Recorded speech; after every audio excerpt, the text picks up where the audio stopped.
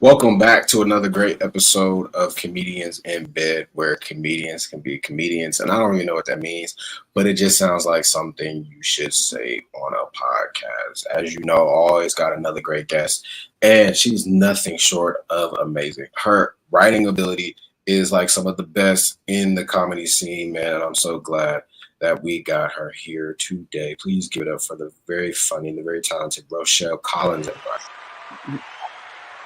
Thank you so much. That's very nice. It was good. I didn't know you had a cat. Yeah, I like to start the podcast stroking a cat like I'm a supervillain. She always runs in anytime I'm doing a Zoom for like work or anything. Like that light goes on, I'm talking, she just runs into my lap. I'd be surprised how many comedians have cats. Like, it's crazy. I think I need to just go ahead and get me a cat. I think dogs are too much work. Like, yeah, cat is like having a roommate that will mostly take care of themselves. For sure, man. I cannot do dogs. How did you grow up with cats, or did you get that like later years in your life? I had an outdoor dog because I grew up on a farm and my mom did not allow animals in the house. So this is the first like indoor pet I've ever had. Okay. Wow, you grew up on a farm? What farm? Or did you grow up in Ohio, or is it like somewhere else? I grew up in a little town called Kenton in Northwest Ohio. It's with a K, not a C. We're smaller than Canton. They have a football Hall of Fame. We have no halls of fame at all. Yeah. No, I get that. That's what's up. I never would have thought that you grew up on a farm. So like, what's growing up on a farm like? What was that like for you? It was mostly okay. I kind of like signed up for every sport and extracurricular activity just to get out of working on the farm. So like I was doing like 4-H, I was doing cross country, marching band, whatever I could find just to get out of helping out on the farm. Yeah. How is life living in the city compared to the farm? How is that?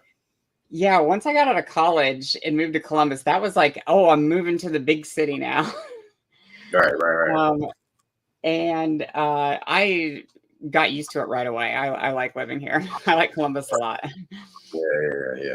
Yeah. When my first college that I went to Ashland University, and it was a very, very small town. It's my first time like seeing like Amish people, I think, like on a regular. So that was like prison. I was like, I can't do a small town. So I'm always intrigued when I hear people from small towns coming to like a bigger city. Well, and some of my siblings still live back there. My parents live back there. And I'm just like, what do you do for fun? Like, I don't know what they do. I don't know what there is to do there. Right. So what was like your first like thing to do for fun here when you first moved to the big city?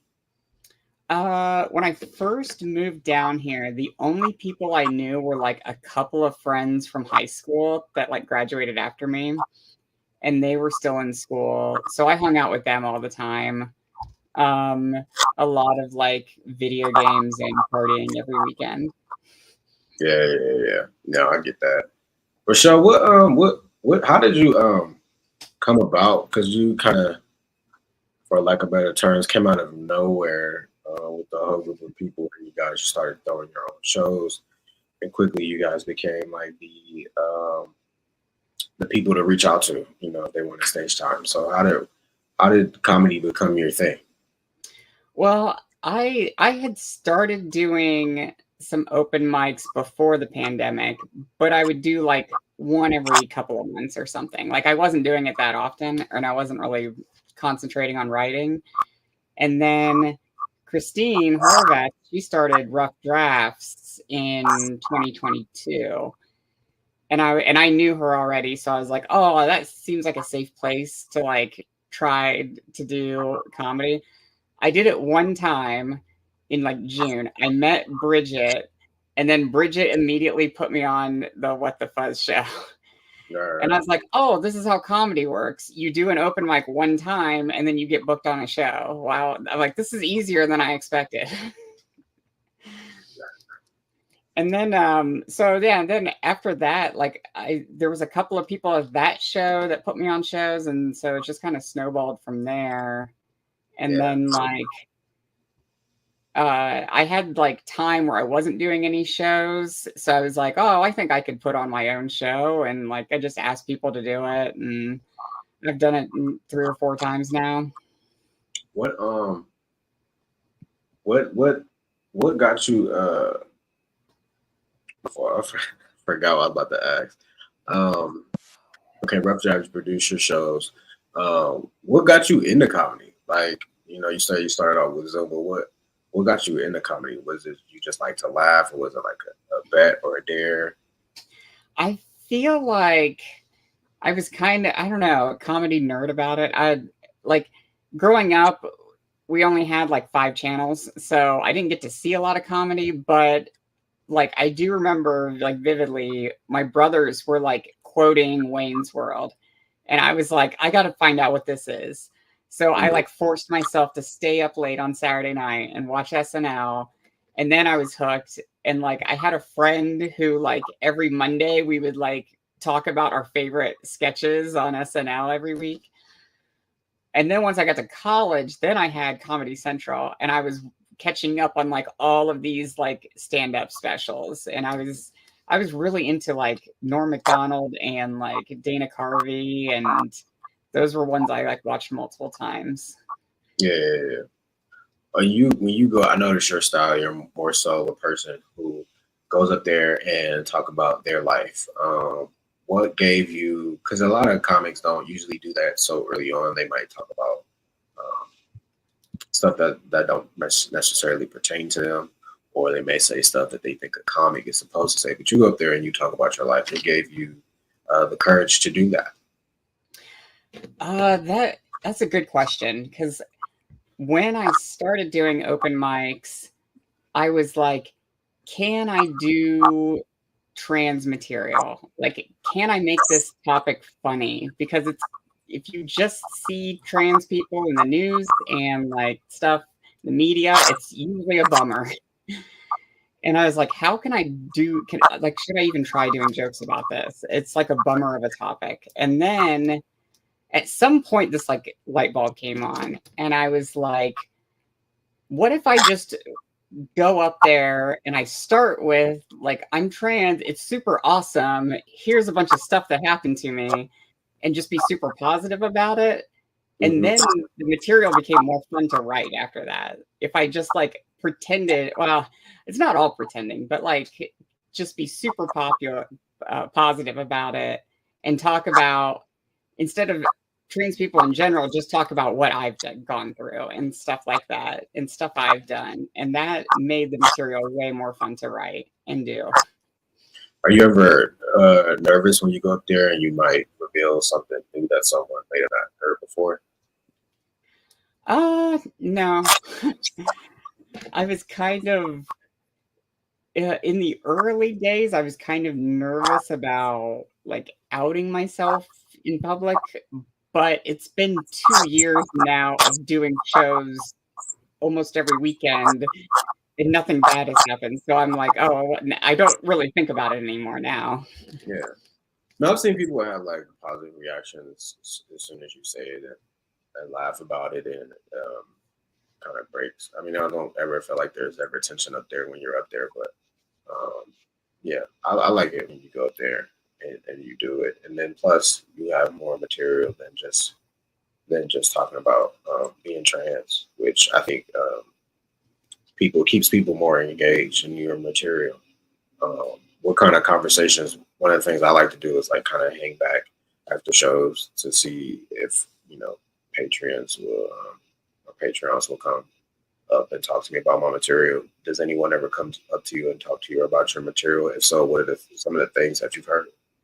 Uh, that's a good point. I starting out, I was like, I don't want to be known as the trans comedian that's all my material. So I do like try to write, like I have a lot of stuff about like dating apps, and I did a show in January that was like all moms.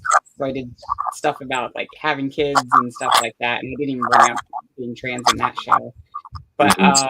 I I did have one funny time when I did a set and I was talking about like my boobs and like having surgery and stuff. And this woman come up to me after the show and she was like, "If you got implants, like why did you go so big?" And I was like, this is embarrassing. Like you don't know what the end result's gonna be. It's fine. I don't know. I'm Yeah. not I'm not disappointed. But that was a weird question. But typically, no, I don't get any real weird questions like that. Yeah.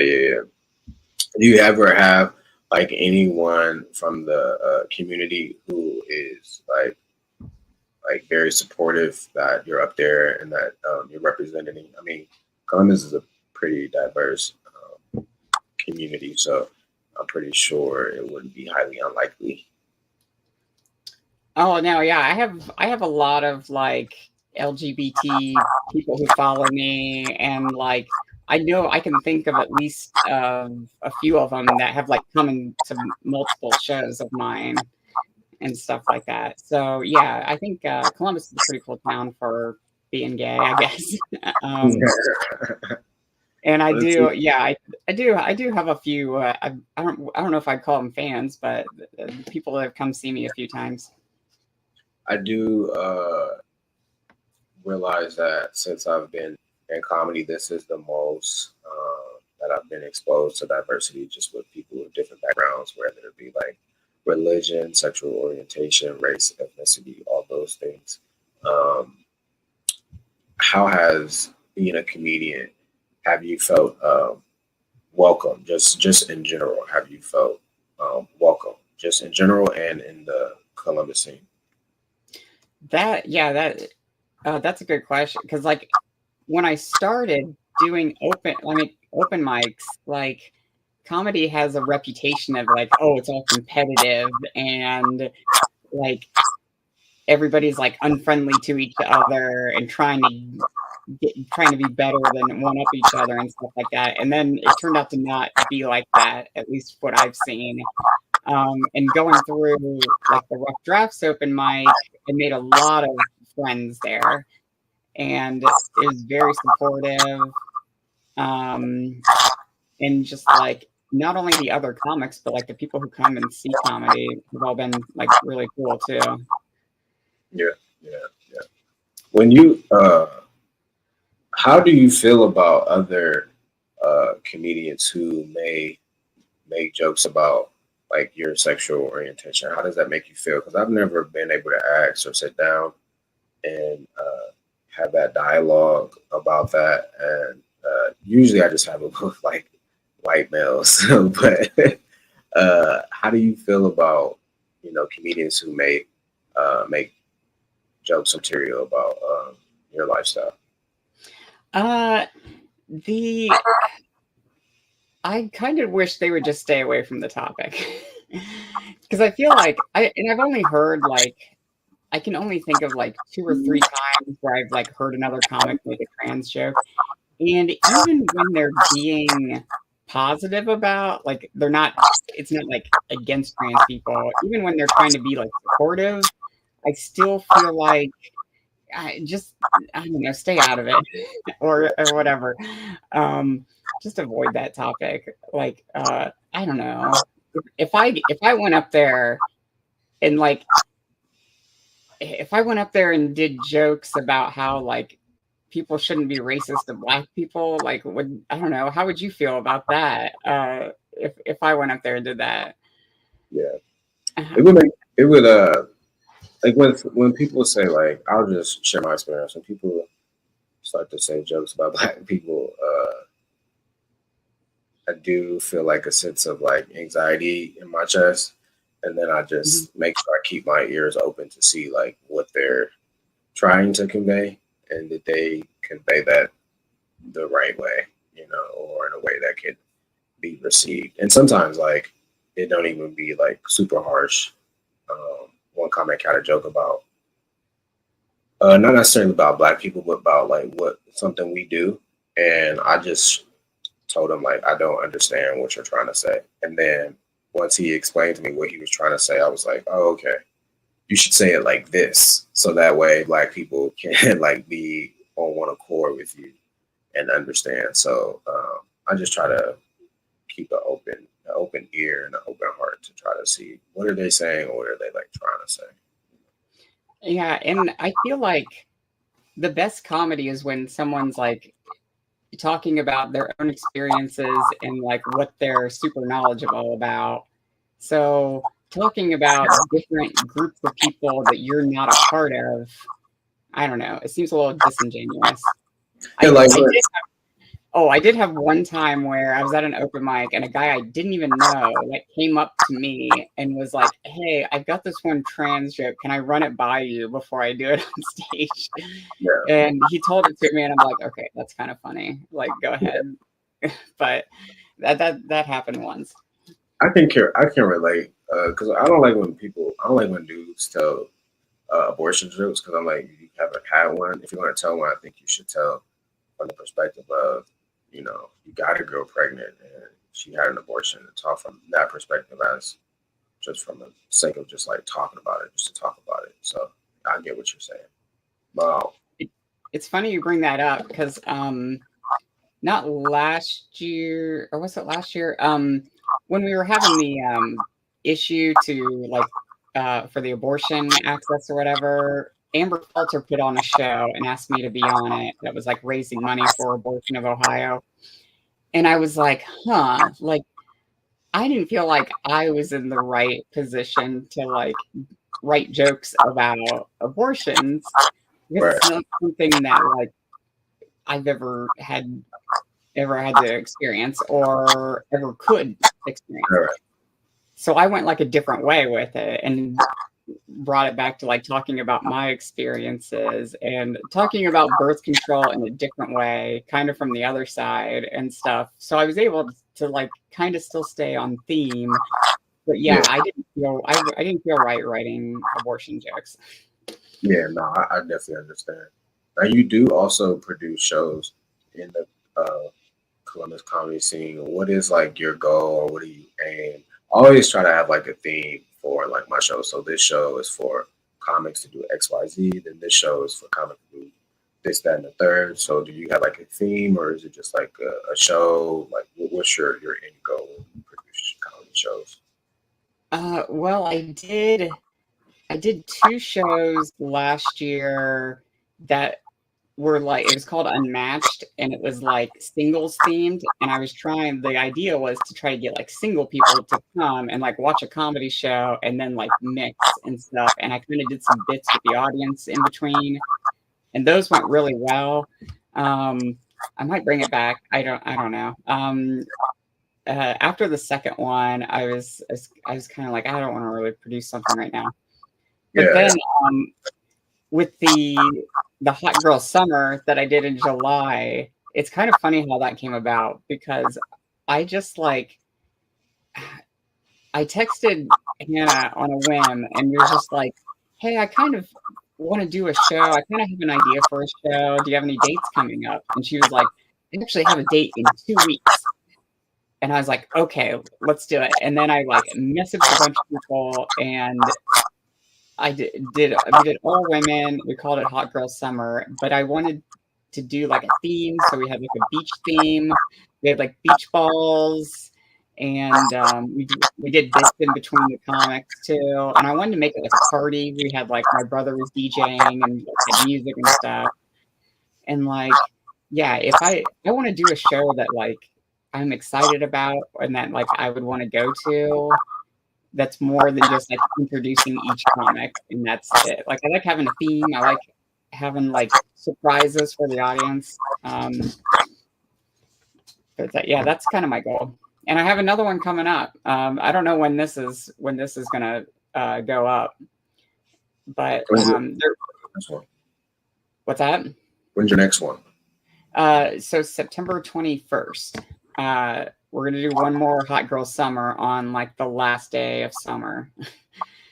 Okay. And Um, try to recreate the first one with I've, different people. I've noticed that some comics do shows differently where they don't do the traditional host, feature, headliner, and like you mentioned, you do a little bit different. Where with the Unmatched show, you were trying to get singles to link up, and then with the Hot Girl Summer, you have more of a party theme. Why go this route instead of the traditional route? I do know you said you wanted to have more fun. What I guess the better question would be, what successes have you had more with this one than you would likely see with the traditional comedy show? Um, I guess I never really thought about doing it like a traditional show. My when I'm booking, my thought is I want like one or two like experienced, like really like great comedians, and then I want like one or two like newer people. Like I've found so many like great comics that started out like at Rough Drafts, like Tanya, Vora, and Kitty Long, and like I put them on their first shows because I just thought they were really funny and they would go along with the theme. So I get like couple experienced people, a couple of new people, and then I like to get like one or two people that like I've never worked with before, but I think are really funny.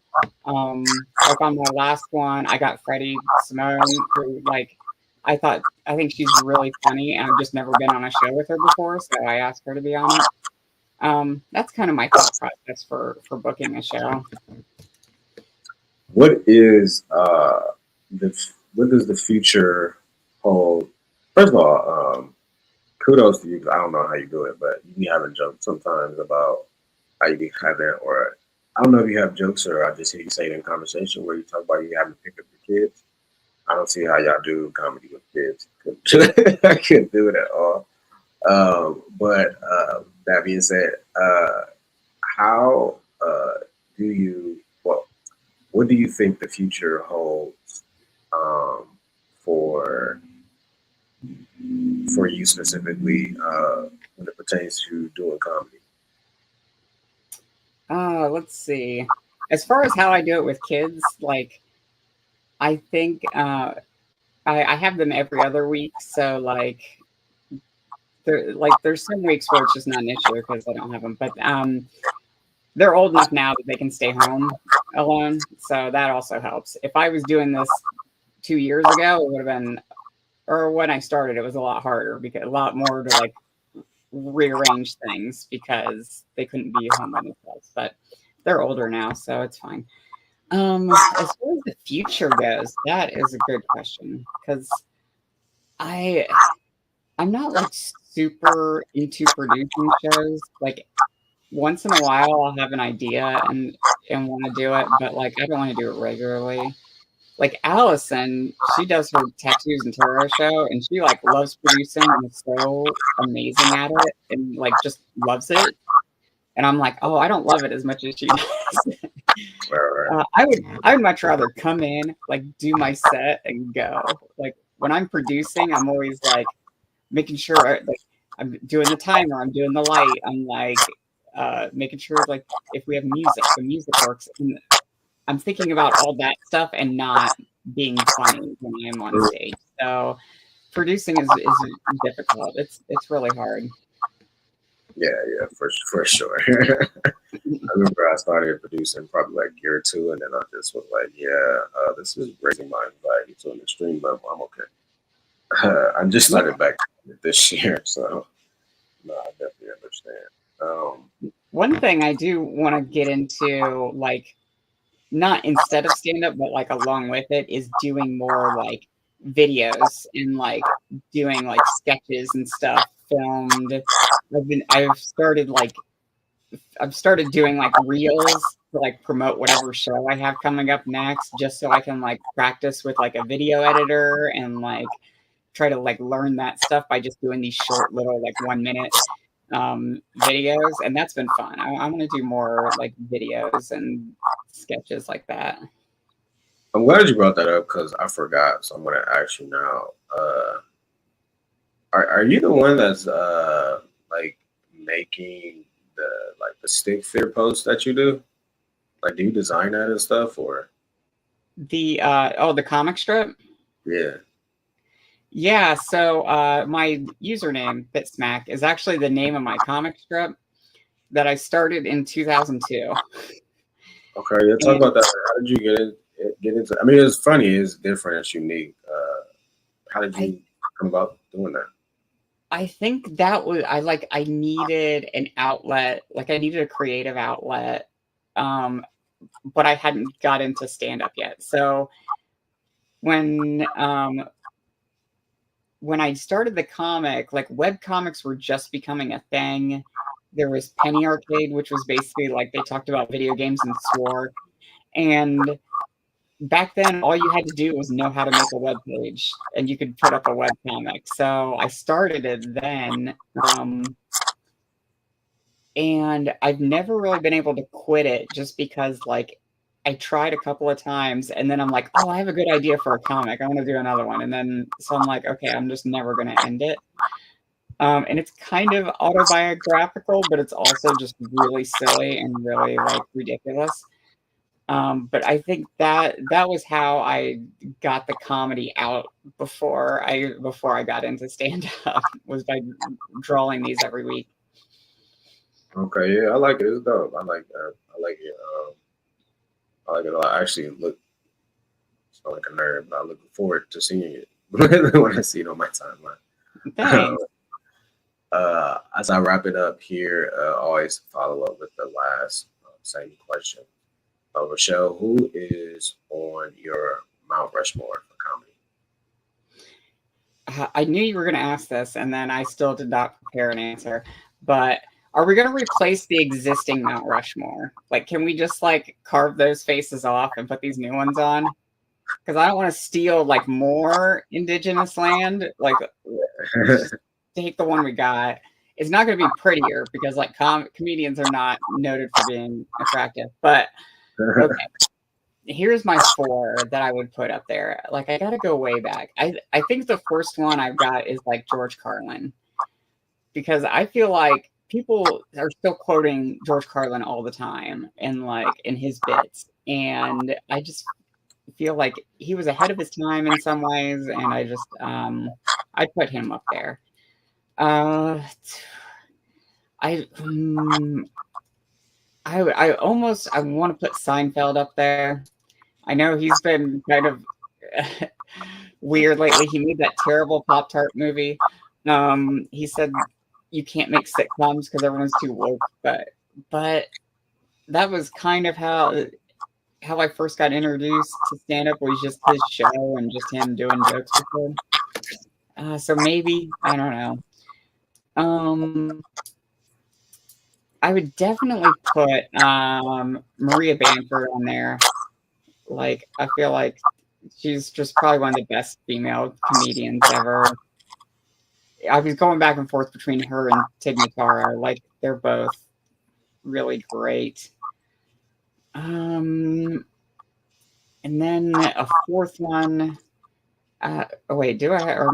Yeah, I have a fourth one. I guess I'll just go Jim Gaffigan. Like I have watched Beyond the Pale and King Baby like more times than any other stand-up special. Like Mhm. I almost have it memorized, but I'll still watch it and I'll still laugh at it every time. Like I just think those two specials are so funny. And I saw him live. I can't remember if it was once or twice I've seen him live. Maybe just once when he was in Columbus. But yeah, I put Jim Gaffigan up there as the fourth one. Now you said that most comics aren't attractive, so I've never asked this question before. So, who is on your Mount Rushmore for the most attractive comedians? Ooh, most attractive comedians. Well, obviously Matt Rife because he's got all that work done. Like, no. Most attractive comedians. Oh, uh, who's that one guy? Nate. He was just here not too long ago. He's really handsome. I'm blanking on his last name. Nate something. It Gar. starts, It starts with a sorry, G. the I G. don't know. I don't know how to pronounce it. I'm an idiot. I think Taylor Tomlinson's really cute. Like she would almost be on my Mount Rushmore, except that she's kind of young. But like she's one of my favorite like current like female comedians, and she's cute. Trying to think of who else would be like really hot. It's slim pickings in this group. It's not fair, really. Like you can't be like. It infuriates me when you meet someone who's like really attractive and they're funny. Like, no, you already got one thing. You don't get to have two things. It's not fair. That's funny. Rochelle, what words of encouragement or advice would you give to anybody that's listening to this right now?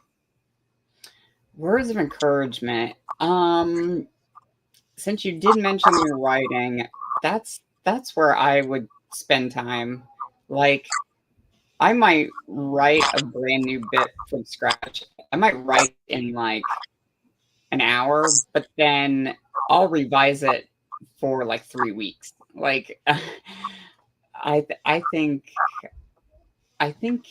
if you spend more time on the writing, and then once you get it up there and you're performing it, then you can like work out some things and maybe like, oh, that line didn't like really work, and maybe reword some things. But I think, yeah, just spending time with the revising and the writing, that'd be my advice.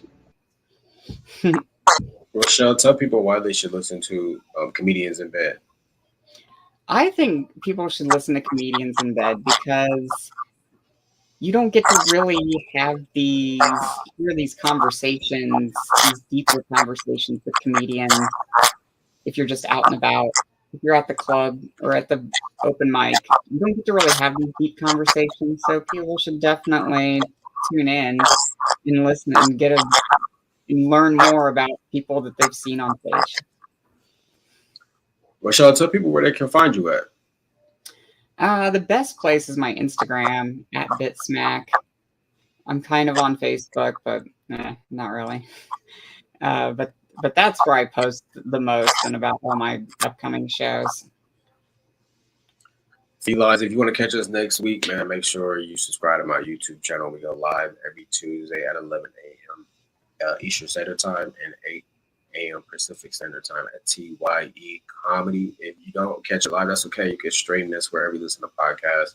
And if you just so happen to miss this week's episode, you can catch weekly clips on our Instagram channel at Comedians in Bed Podcast. We want to thank Rochelle for stepping in today. She got a good show, so make sure you follow her on socials to see what her next show is. Other than that, felines, man, we will see you guys next week. Rochelle, thank you once again. See you guys next week. Thanks for having me. This was a blast. No problem.